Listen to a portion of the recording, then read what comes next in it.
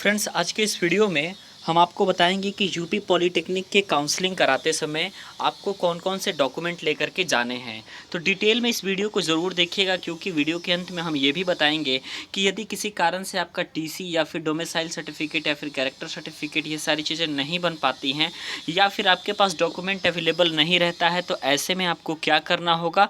यानी कि यदि रिज़ल्ट भी आपका नहीं आता है, क्योंकि डॉक्यूमेंट वेरिफिकेशन में दोस्तों ओरिजिनल रिज़ल्ट मांगा जाता है, ठीक है, चाहे वो 10th का हो चाहे 12th का हो। यदि आप 10th से डिप्लोमा करना चाहते हैं तो 10th का ओरिजिनल सर्टिफिकेट मांगा जाएगा, और यदि आप 12th से डिप्लोमा करना चाहते हैं तो आपका 12th का मांगा जाएगा। तो बहुत सारे कॉलेजों में अभी तक जो है रिज़ल्ट पहुंचा नहीं होगा। तो ओरिजिनल रिज़ल्ट दोस्तों कहां से मिले, किस तरीके से आपको काम करना है, सभी चीज़ों के बारे में जानकारी आज के इस वीडियो में हम देने वाले हैं, ठीक है। सबसे पहली बात ये जान लीजिए कि आपको कौन कौन से डॉक्यूमेंट रिक्वायर होंगे। पहला जो डॉक्यूमेंट रिक्वायर होगा वो होगा आपका 4 फोटोग्राफ। 4 आपको अपनी फ़ोटो चाहिए, 4 फोटो, ठीक है। कम से कम एटलीस्ट 5 या 6 फोटो आप ले सकते हैं, लेकिन यहाँ पर आपको यूज़ जो है 4 फोटो लगेगा। उसके बाद आपका डोमिसाइल सर्टिफिकेट चाहिए, ठीक है। आपको क्या चाहिए, डोमिसाइल सर्टिफिकेट आपका चाहिए।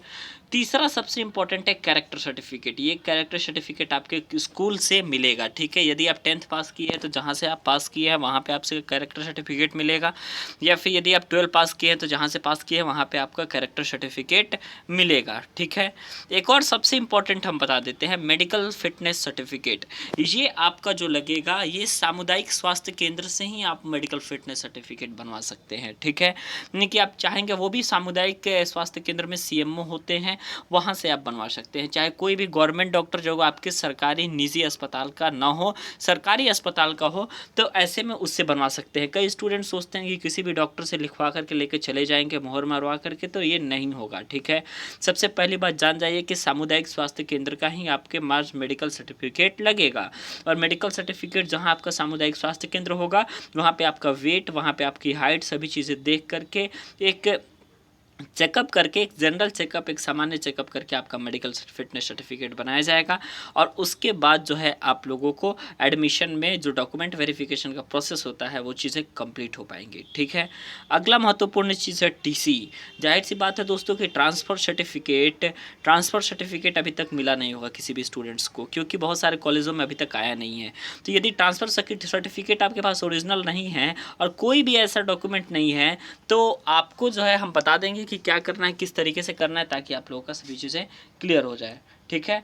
अब देखिए, ये जितने हम डॉक्यूमेंट बताएंगे, अभी बहुत सारे डॉक्यूमेंट बाकी हैं, जितने सारे हम डॉक्यूमेंट बताएंगे उसमें एक बात का आपको ध्यान रखना है कि सभी डॉक्यूमेंट का 2-2 कॉपी आपको चाहिए, ठीक है। सभी डॉक्यूमेंट का कितना कॉपी चाहिए, 2 कॉपी चाहिए। दोनों में आपका जो है दोनों कॉपी आपका रहेगा, तब जा करके सारे काम हो पाएंगे, ठीक है। और एक तो है वो self assisted photo copies of original document. पहला जो है ओरिजिनल डॉक्यूमेंट का पूरा कॉपी सेट जो आपके पास ओरिजिनल होगा। दूसरा जो है उसी अरेंज में, मतलब कि जिस अरेंज से हम लगाए हैं वो ओरिजिनल वाला सर्टिफिकेट, सारे ओरिजिनल सर्टिफिकेट के उसी अरेंज से जो है हम आपका वो जो फोटो कॉपी का सर्टिफिकेट है वो भी हम लगवाएंगे, ठीक है। अगला जो डॉक्यूमेंट रिक्वायर होगा वो होगा आपका एडमिट कार्ड, ठीक है। जो आपने एंट्रेंस एग्जामिनेशन दिया है उसका एडमिट कार्ड चाहिए। एडमिट कार्ड ओरिजिनल वाला भी, और एडमिट कार्ड आपका प्रिंट आउट यानी कि फोटोकॉपी का भी, ठीक है।